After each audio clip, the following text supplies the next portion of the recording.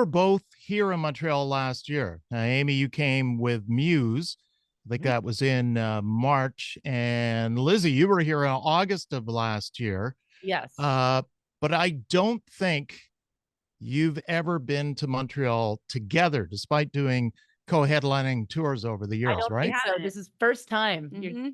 You're getting it with us. All right. So let's get straight to the big news. Go ahead. Who wants to break it to us? I'm pregnant. There we go. All right. So you heard it here So we're first. not coming. So we're not coming. We will be there. We are coming in the flesh on tour together in October to your town. Get ready. Fantastic. Place Belle is going to be the location. Now, I know, Amy, that the very first time you came, you probably don't remember this, but it was back in 2011. Pretty Reckless. We're also part of that bill. Oh God, I thought you were saying I was pretty reckless. Well, I can't speak to that. That could have been the case. So funny. Yes, I remember that. That was so fun. Now, you and Taylor have both gone through, a period of grief lately. Have you connected with her over the past couple of years with regards to that? Yeah, we're all three of us are friends. Good. Yes, we have. How many? Sorry, go ahead. I know she's good. I just saw her in LA last week and she seems really happy, like just satisfied with where she's at, which is good.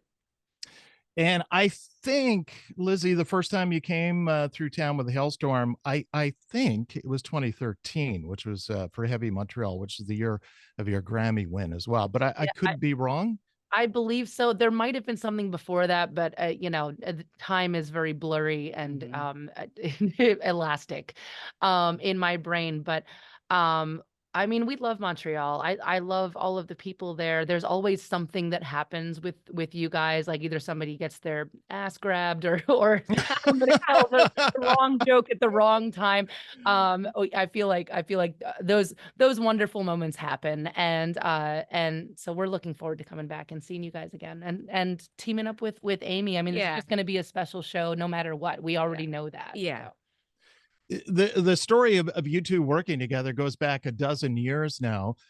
You've told the story many times of Amy going and knocking on Lzzy's tour bus door.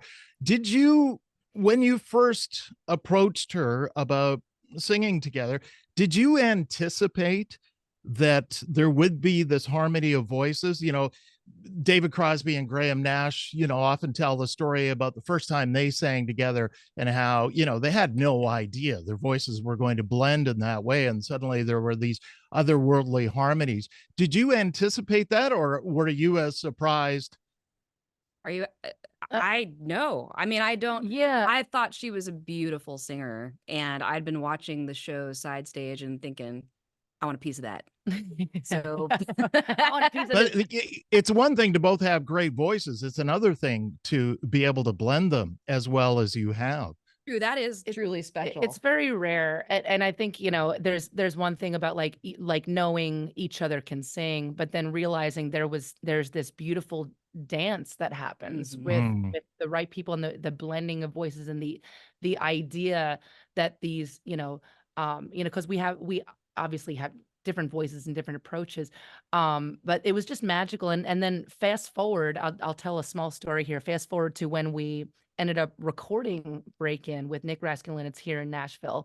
And we did all of that live. I think it was maybe the third or sixth take or whatever that we did. We ended up filming it.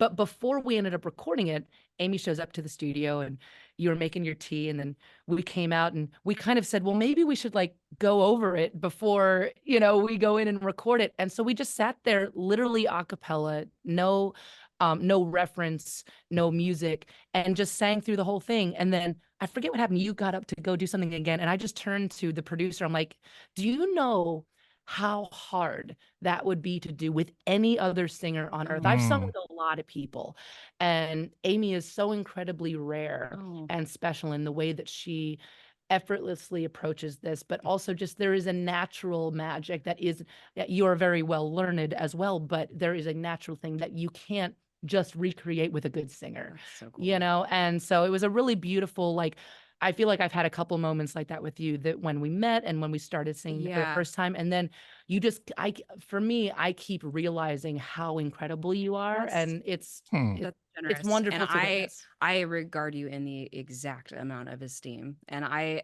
it's interesting too. We've had the pleasure of being able to have conversations about technique and about singing, and that's a rare conversation to be able to have with anybody. I'm not friends with a lot of other people that do That the are exact nerds. same thing. Well, yeah, but also, you know, about life, you know, and our experiences. I think that as far as when you connect vocally, I think there's something deeper there. Oh, I yeah. think that it comes from like a mutual trust and understanding and respect and just sort of soul match. Yeah, common souls, exactly. But Amy, this may seem like a strange question. Did your early years, formative years, singing in choirs, does that make this an easier process to do because you are used to having to blend your voice with other voices? It's, you know, what's funny? This is not quite answering it yet, but I was like on the internet the other night trying to fall asleep. And I forget what happened that started it for me. Like I heard a song that I hadn't heard in forever.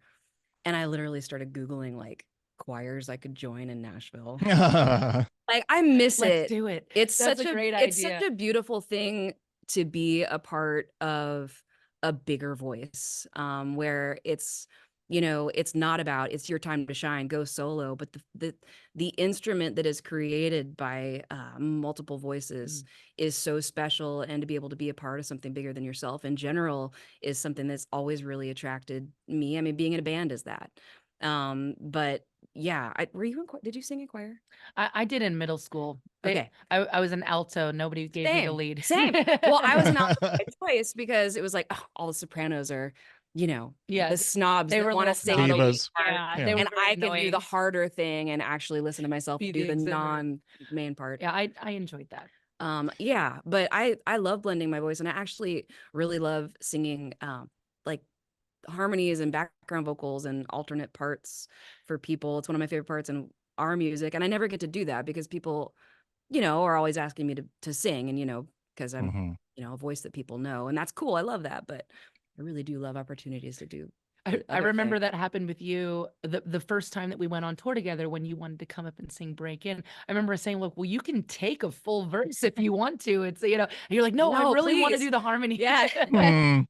You know, I'll do that.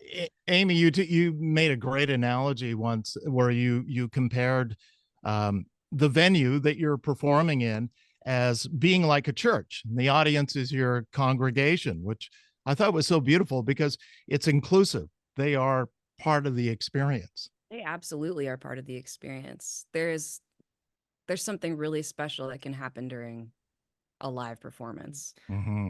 It's not the same in an empty room. It's not, and something that there's a misconception in hard rock and metal or heavier music or whatever you want to call what we do, that, you know, everyone's just pissed off and we want to like rage and all that. It's like, it's not that. We are a sanctuary for the weirdos that are just like us, and the downtown, you're giving them a voice, and then you're giving them that opportunity to be shoulder to shoulder against people that are just like them, and make me proud of it. Yeah, you're so proud to be just to see that it's something bigger than yourself, and that there's so many more of that out there.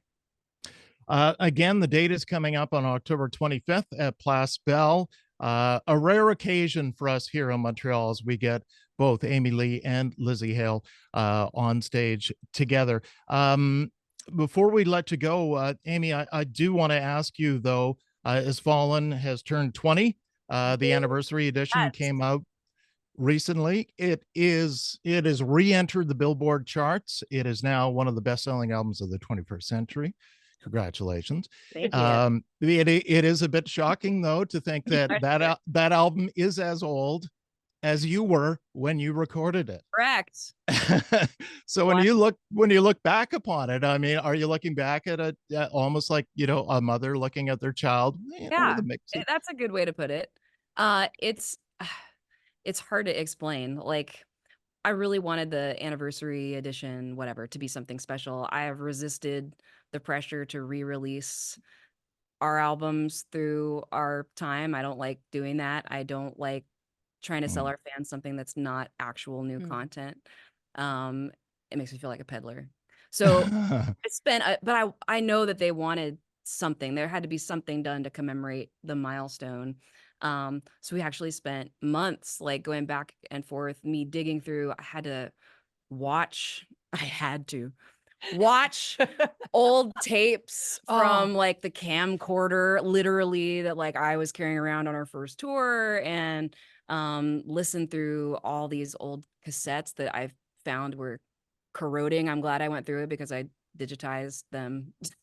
That's smart. Like, you know, just I've got a box of those and I've never digitized well, them. do I'm it sure now. they're all Don't wait any longer. But anyway, like, just to find something, because so much of it's already out in the world.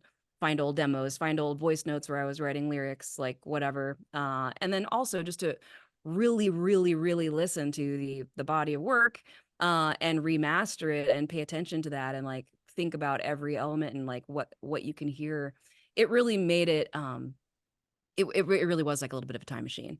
And there was so many different feelings and memories that I had forgotten, some of them on purpose, you know. Whoops. that one was under the rug. Yeah, be right. So it was such a journey, and it is such a journey. And I think the thing that I really focus on the most now is everything that's happened since is absolutely a part of that and back then. So it has a life that is so much more powerful than it was when it first came out, because of all of the life and time and stories and people that have been a part of it as a listener, as a human being, playing it live, you know, just so many memories. So it's more than a time capsule. It's something that's grown into something I love more over time. Very nice.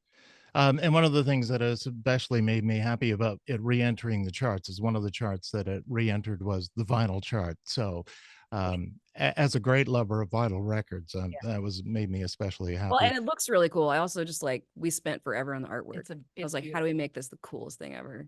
I'm going to let you go. I want to thank you both for taking the time. I'm really, really excited to have you both here in Montreal at the same time. I know you've each been here many, many times over the years, but to have you both on the same stage here in Montreal, it's going to be extra special. So we can't wait to see it. Yeah, can't wait to see you. Thank you for taking the time.